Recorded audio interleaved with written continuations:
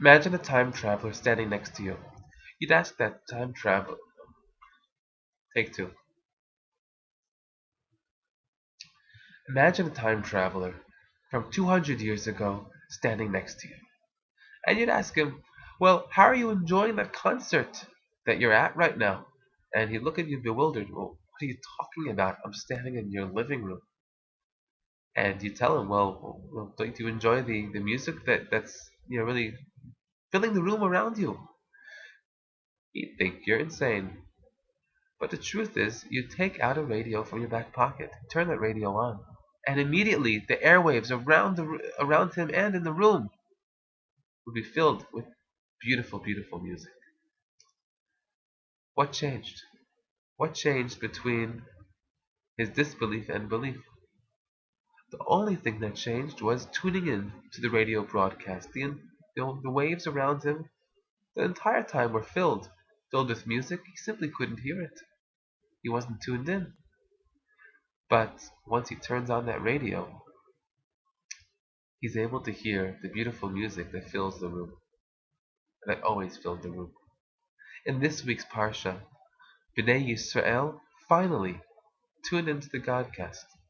They're finally able to realize, recognize, and have that perspective of God's hand and God's watching over them in this week's Parsha, in distinction to last week and through much of the journey in the wilderness. Our Parsha starts at really the end of the 40 years in the desert. Bnei Yisrael are ready to go into the land of Israel. And we start this week's Parsha with the law of Parah Adumah, the law of a red heifer, whose ashes would make one pure if one was impure from a dead body. After we discussed the death of Miriam, and with that the disappearance of the well of water that fed the Jews in the desert, which was by Bnei Yisrael in her merit.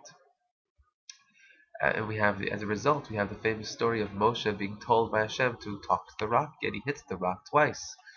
And with that disobedience of Hashem's command, he loses the opportunity to go into the land of Israel and continue to serve as the Jewish leader. Aaron passes away soon after at Hor Hahar, and with him the clouds of glory leave Bnei Yisrael. The Melech Arad, the king of Arad, sees this as a sign that the Jews have lost providence, and he decides to attack them. We're victorious. But still the complaints continue. Bnei Yisrael complain about a lack of food and water. And with those continuing complaints so many times, Hashem sends snakes to cause a plague among Bnei Yisrael. As to cure that plague, Moshe creates a bronze snake that he puts on top of a pole. When people would look at that snake, they would look heavenwards and be healed.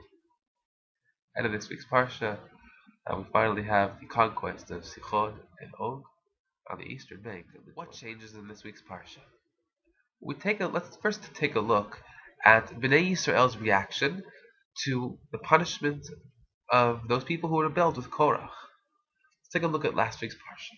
Immediately after Korach is swallowed up by the hole in the ground, along with Datan, Aviram, and the 250 people who brought incense are also burned, what is the reaction of Bnei Yisrael? Do they say God is just? Do they simply keep quiet? What do they yell about Moshe and Aaron? In Pasuk above, it reads, Vayilonu kol adat b'nei Yisrael mimachorat al Moshe ve'al Aharon lemor atem hamitem et am Hashem. The entire assembly of the children of Israel complained the next day, saying, "You have killed the people of Hashem." They're accusing Moshe and Aaron of unlawfully causing the death of these people when it was indeed from Hashem. They are blaming Moshe and Aaron for killing the people when it was really Hashem who was sending the punishment. And the story continues.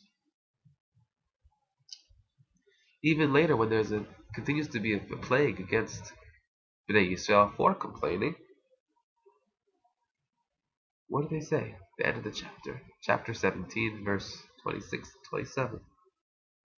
Vayomru Bnei Yisrael Moshe lemor. Bnei Yisrael said to Moshe, saying, Hein gavanu avadnu kulanu avadnu.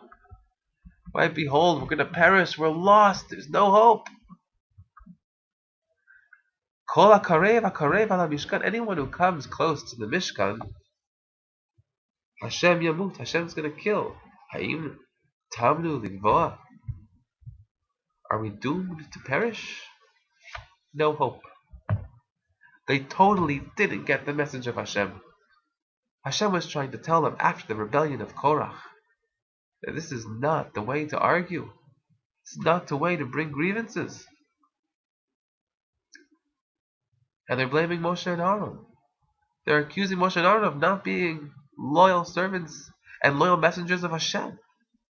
They did not get the message. And certainly the message was not that it's not that Mishkan that's killing people. What's killing people? Parsha doesn't answer. We have the answer, though, in our Parsha. And we understand it from the way that Moshe reacts to the plague of the snakes. He creates a copper snake, and he puts it on a pole. People would look at the copper snake. Gemara in Rosh Hashanah asks on page 29a, is it really looking at a copper snake that's going to cause someone to become healthy or not? Come on. Gemara explains, you know what it would do? People would look up. They would look up at the snake. Yeah, they see a snake, but they also can see beyond that snake. They look heavenwards. And they think of Hashem. And they come to a realization, a recognition. It isn't the snake that's biting and killing people. Ultimately, it's not the snake that's killing and causing damage. What really causes the damage? Chait, a sin. Not listening to Hashem. Not being connected with Hashem. Not coming close to Hashem. Instead of last week's, anyone who comes close to the Mishkan will die. The truth is, anyone who comes close to Hashem will ultimately live. That was the message that Hashem was trying to send. But it's only many, many years later, at the end of the 40 years in the desert, that the new generation, when most of the generation is already, old generation has died out already, do they actually get it? And that's the reason that Moshe makes that snake.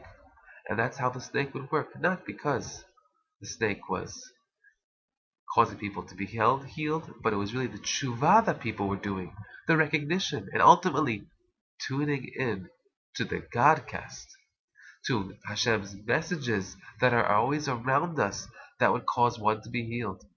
In other words, Hashem is always sending us messages. We're always being bitten by snakes. And we have the opportunity with this bronze snake.